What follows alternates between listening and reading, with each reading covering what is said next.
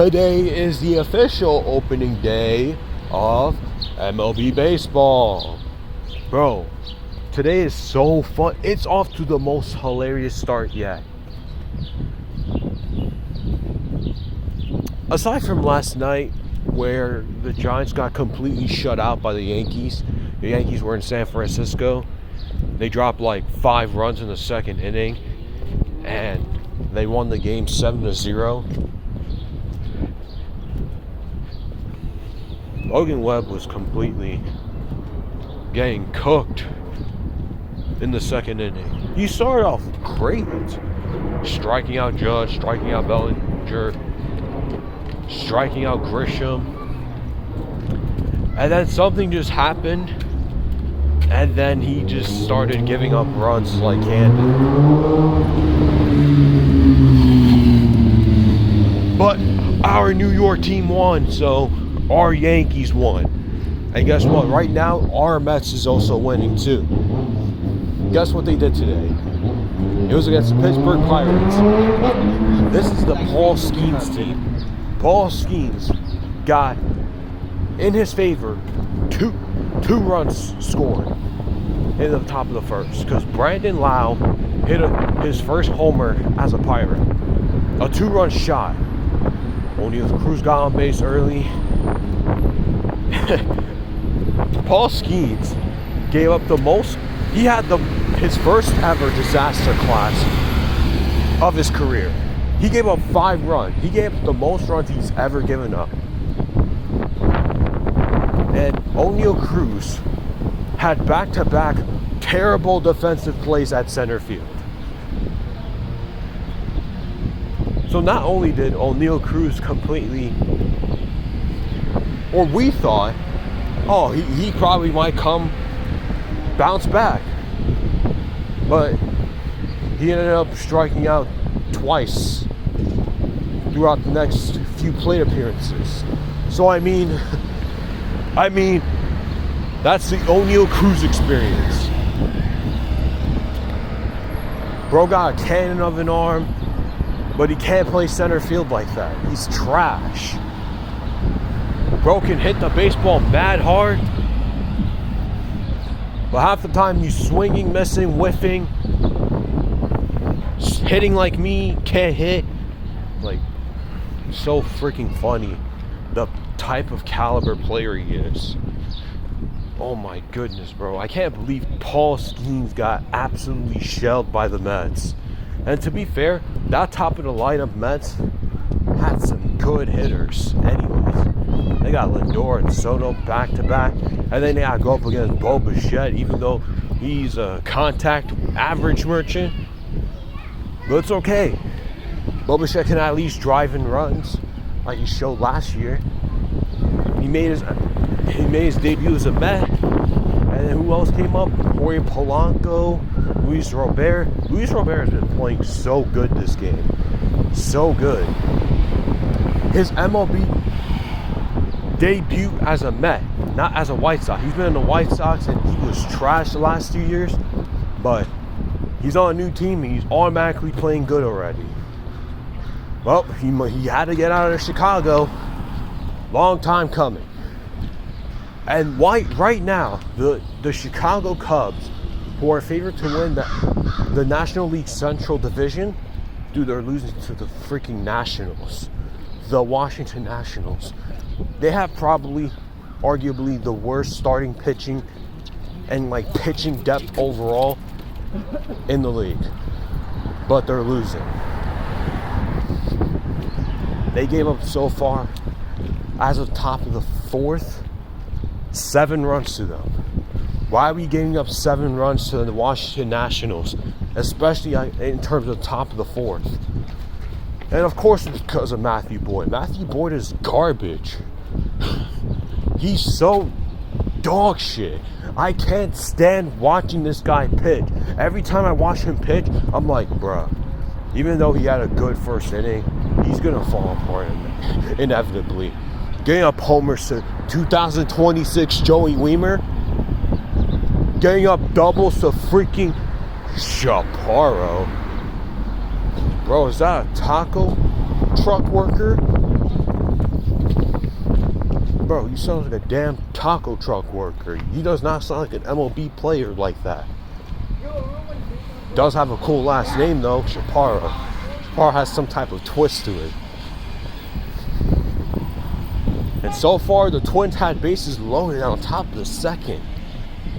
The Twins are not supposed to be good this year either. Twins legitimately sold half their team at the deadline last year because they're so bad. Expected to be bad this year. But so far against the Baltimore Orioles, who are expected to bounce back, they're getting the best of them. You see, opening day baseball is so top tier because everybody's going to overreact and act like the world is going to end when it's just the first game. It goes with any other sport ever. Like the beginning stages of a new season, the best ever. Because people are just going to be acting as if the world is ending. When in ultimatum, sometimes people get shelled early on. Paulski's never got shelled a day in his life aside from the Brewers that one game. But he didn't give up that many runs. He only gave up like 3 runs. But other than that, this man Paulski had never looked this susceptible in the pitching side of things ever until today. Crazy. It took a few years for this guy to get completely shelled, and he didn't even finish the first inning.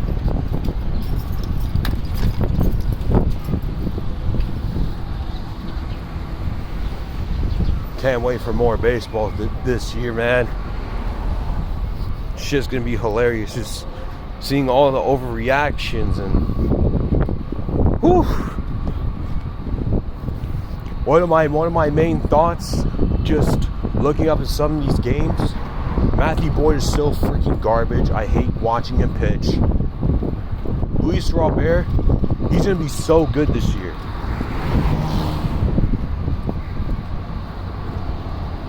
The Yankees, even though they have a spotty bullpen, if they could shut out the Giants like that,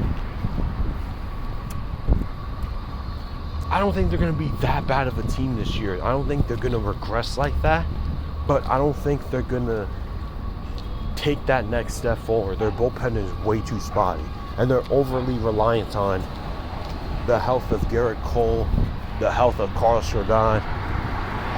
Like Garrett Cole coming back from Thomas Jonathan surgery. Like, why are they fully trusting that, oh, he's going to come back at full strength? They're going to act as if he's not going to be rusty for a while. He's 1,000% going to be rusty for a while. And I have to watch Will Warren pitch, bro. Like, I don't want to watch another season of that freaking war criminal pitching in New York, bro. That's on me. But I was rubbing my eye. There was like a car right in front of me. Sorry. I do need to be very careful though. Still.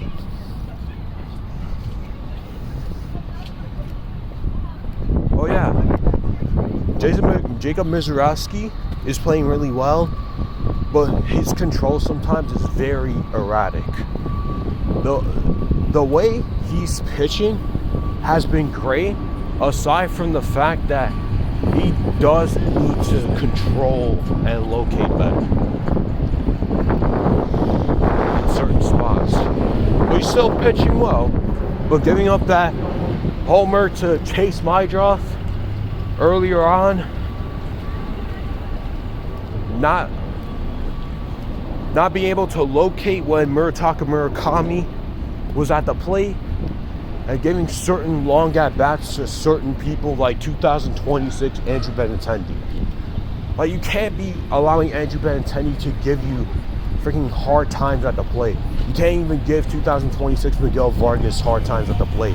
They're both trash. But we'll see what's up. We'll see what's up moving forward with these next few games.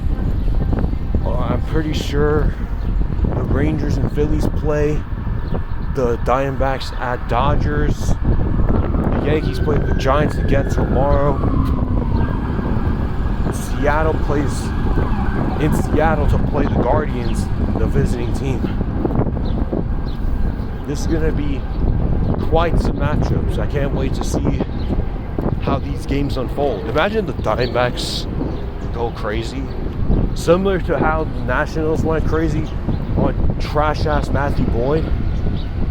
But Yoshinobu Yamamoto doesn't look that bad. I don't think he's going to be bad to a point where he's just giving up homers to their bench guys.